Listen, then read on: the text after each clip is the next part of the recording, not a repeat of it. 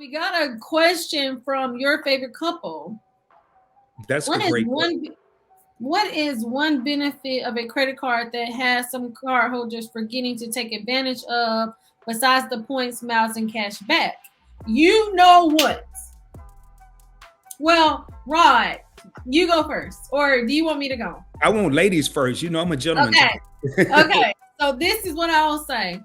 One, I feel like, let's say with my Navy Federal flagship credit card, I have had that credit card since 2019, and it has a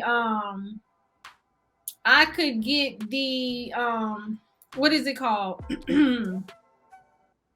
The global entry. I could get the global entry, and I have not done it.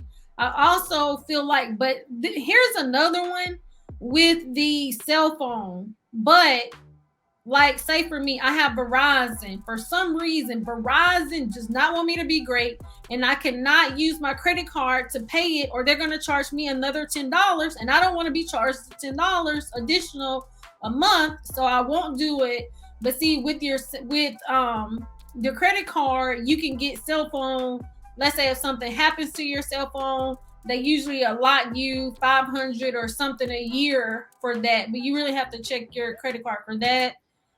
So I really think those are two big things that I don't know that I hear people talk about a lot, but really can be good. And even like the AAA, that type of thing.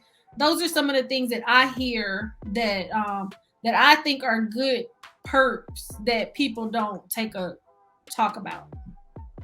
Those are great examples, and I'm about to unload on your favorite couple with answering this question. I'm about to give them a host of things besides the points, miles, and cash back. In 2019, the last time I traveled, and they've changed it, my Bank of America Premium Rewards card has a $100 airline incidental fee. Has nothing to do with points, miles, or cash back. Yep. Mm-hmm. My American Express Platinum has a $200 annual airline incidental. My Gold had a $100 incidental, and my Black card, not the American Express Black card, my Black MasterCard, whatever it's called, had a 100 or 200. I paid for my entire trip by using those airline incidentals and getting gift cards. I was getting $50, $100, $200 gift cards, so I paid for my flight round trip first class with that. They changed the rules in 2021. You couldn't get gift cards anymore. So in 2021, I still had, I'd say, $600 worth of airline incidental credits, but because I wasn't flying, I could not take advantage of that.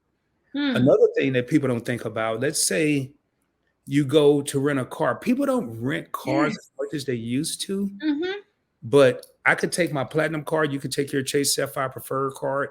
I have that card as well. Let's say you go and book your rental with your debit card because that's what you're used to. And if you're like me, back in the day when I used to take probably 20 minutes trying to decide if I wanted to take that insurance. Exactly.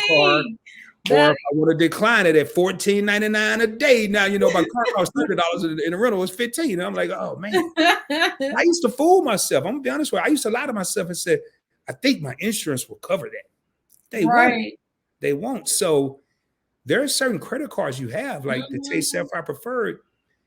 You have to understand, you have to be a master of your craft. If it says secondary coverage, it's only going to cover what your personal insurance won't cover. But if you have a Sapphire Preferred, Sapphire Reserve, some of the cards that have annual fees, they have primary rental insurance. So if I pay with that card, I don't have to worry about that little $14.99 stuff they're talking about. No, I just use this card.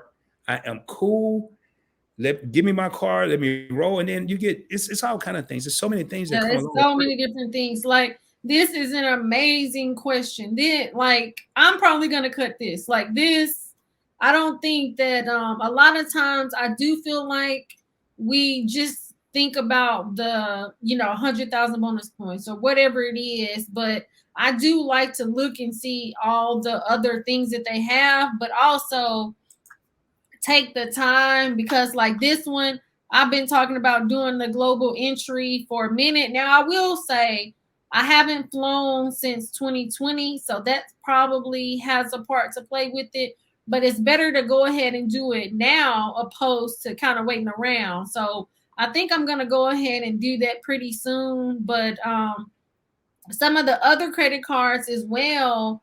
Let's say if you're going out of the country, if we're like USA and we're doing these world cruises, and a lot of times they'll have no foreign transaction fees. There are so many different perks besides just the points and the rewards. So this is a great question. Yeah, that is a great question. It's not a game, it's a